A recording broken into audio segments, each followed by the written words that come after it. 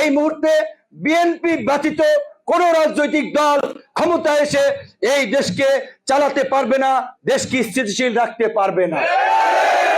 আমরা ওই আন্দোলন সংগ্রাম থেকেই বিএনপির শীর্ষ নেতা থেকে শুরু করে তৃণমূলের সমস্ত নেতা কর্মীদের সাথে একটা আন্তরিক সম্পর্ক, এবং আগামীতে একটা নির্বাচিত সরকার আসলেও সেই সরকারকে অস্থিতিশীল করার জন্য ছদ্মবেশে অরাজনৈতিক প্ল্যাটফর্মে নানানভাবে আন্দোলন সংগ্রাম করে দেশকে অস্থিতিশীল করবে, ক্ষমতাকে চ্যালেঞ্জ করবে, আমাদেরকে এগিয়ে যেতে দেবে না, দেশ একটা সংকটের মধ্যে পড়বে। এই যে আপনারা দেখেছেন কিছুদিন আগে আমাদের আন্দোলন সংগ্রামের একজন তরুণ সৈনিক ওসমান হাদিকে প্রকাশ্য দিবালোকে গুলি করে হত্যা করেছে, এবং তার হত্যার প্রতিবাদে কিভাবে সারা দেশের মানুষ ফুঁসে উঠেছিল।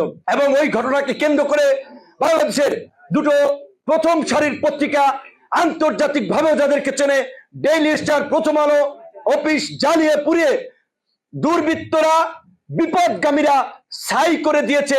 এই ধরনের ঘটনা যদি ওই দিন আরো চলতো, তারপরে দেখতেন কেউ কেউ পরের দিন টেলিভিশনে ঘোষণা দিয়া ফালাইতো দেশ আজকে এক গভীর সংকটে, বিসমিল্লাহির রহমানির রহিম, এই সংকটে আমরা দায়িত্ব নিতে বাধ্য হচ্ছি। আলামত বুঝতে এই ঘোষণা, সবাই তো কথার মর্মার্থ বুঝেন নাই, সিনিয়র নেতৃবৃন্দ বুঝছে।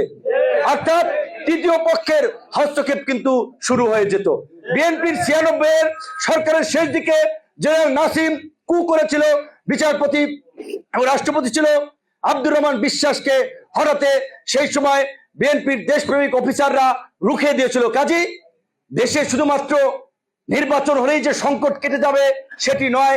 তাই আমরা মনে করি আমরা যারা যুগপৎ আন্দোলন করেছি তাদের দায়িত্ব আমরা আলাপ আলোচনা করে যে একটি দফা রাষ্ট্র সংস্কারের কর্মসূচি দিয়েছিলাম সেটার পূর্ণাঙ্গ বাস্তবায়ন, আগামী 5 বছরে একটি স্থিতিশীল সরকার দেশে প্রতিষ্ঠিত করে দেশের উন্নয়ন, মানুষের নিরাপত্তা এবং বিশ্ব অঙ্গনে বাংলাদেশকে একটি স্থিতিশীল রাষ্ট্র হিসেবে পরিচয় করিয়ে দেওয়া, তুলে ধরা, যাতে আমাদের দেশে বিদেশি বিনিয়োগ আসে, আমাদের দেশকে সবাই নিরাপদ মনে করে। তাই আমরা দেখেছি এই মুহূর্তে বিএনপি ব্যতীত কোন রাজনৈতিক দল ক্ষমতায় এসে এই দেশকে চালাতে পারবে না, দেশকে স্থিতিশীল রাখতে পারবে না।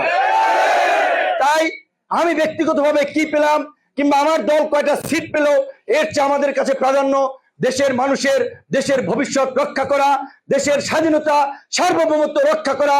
তাই আজকে এখানে ভাগ বাটোয়ারা চাওয়া পাওয়ার কোনো বিষয় নয়, দেশ এবং জাতির বৃহত্তর স্বার্থে আমরা সিদ্ধান্ত নিয়েছি বিএনপিকে আগামীতে ক্ষমতায় বসাতে হবে। আমাদের এই বিএনপির ধানের শীষের প্রার্থী সারা দেশের যারা, তাদেরকে সারা দেশের মানুষ, কারণ আমাদের যেহেতু দেশব্যাপী পরিচিতি আছে, জয়লাভ করাতে হবে। এবং বিএনপির মিত্র যে কয়েকজন যারা অন্য সিটে অন্য মার্কানে নির্বাচন করছে তাদেরকেই জয়লাভ করাতে হবে। তাই আমি আপনাদের সহযোগিতা চাই, আপনাদের আন্তরিকতা চাই। আমার অতীতের কোন আচার আচরণ ব্যবহারে কথায় যদি কেউ কষ্ট পেয়ে থাকেন আমি তার জন্য ক্ষমা প্রার্থী। কিন্তু আমি এইটুকু বলতে পারি, আমার জ্ঞাত সরে আমি কাউকে আঘাত দিয়ে কথা বলি নাই। আমি সবসময় এলাকার মানুষ হিসেবে, আপনার একটা বড় রাজনৈতিক দলের নেতা কর্মী, সবার সাথে সুসম্পর্ক রাখার চেষ্টা করেছি। আমাদের এই আসনে বাংলাদেশ জাতীয়তাবাদী দল থেকে 2 জন মনোনয়ন চেয়েছিলেন।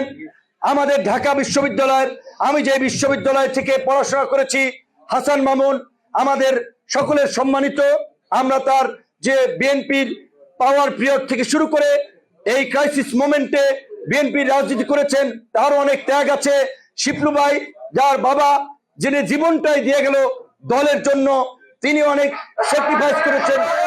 শিপলু ভাইও মনোনয়ন প্রত্যাশা করেছিল, কিন্তু বিএনপি তার যৌক্তিকতা বিচারে দেশ এবং আগামীর সরকার রাষ্ট্র পরিচালনার বৃহত্তর স্বার্থ বিবেচনায় এখানে গণ অধিকার পরিষদের প্রার্থী হিসেবে আমাকে সমর্থন দিয়েছে। আমি তাদের মনের ব্যথা বুঝি, আমি তাদের প্রতি সমর্থন জ্ঞাপন করি, সংহতি রাখি। এবং আমি এইটুকু বলতে পারি, আমি যদি এখান থেকে নির্বাচিত হই, আপনারাই যেভাবে আগে কার্যক্রম করেছেন একইভাবে এমপির কার্যক্রমও আপনারা করবেন। কারণ আমি জাতীয় পর্যায়ে রাজনীতি করি। আমি চাই দল মত নির্বিশেষে সকলকে নিয়েই এলাকার কার্যক্রমটা করতে, এবং বিশেষ করে আল্লাহ পাক আমাদের যে সম্মান, পরিচিতি, অবস্থান দিয়েছে সেটাকে কাজে লাগিয়ে এই পিছিয়ে পড়া জনপদকে যদি কিছু দিতে পারি, সেটাই হবে আমার জীবনের সার্থকতা। আমি পরিষ্কারভাবেই বলি, আমাকে ঢাকা থেকে নির্বাচন করার জন্য চেয়ারম্যান সাহেব বলেছিল, তখন আমি বলেছিলাম আমি ডাকসুর ভিপি হয়েছি, আমার মানুষের আল্লাহ পাক কিছু কিছু মানুষকে ক্ষমতা দেন, সুযোগ দেন অন্য মানুষের উপকার করার জন্য। তো এই চরাঞ্চল পিছিয়ে পড়া মানুষকে এগিয়ে নিতেই এই অঞ্চল থেকে আমাকে হয়তো এই সম্মানটা দিয়েছেন, জাতীয় পর্যায়ে পরিচিত করেছেন। আমার ওই এলাকার মানুষের একটা হক আছে, আমি অন্তত একটিবার ওই এলাকা থেকে এমপি হয়ে মানুষের হক পূরণ করতে চাই। এই কারণে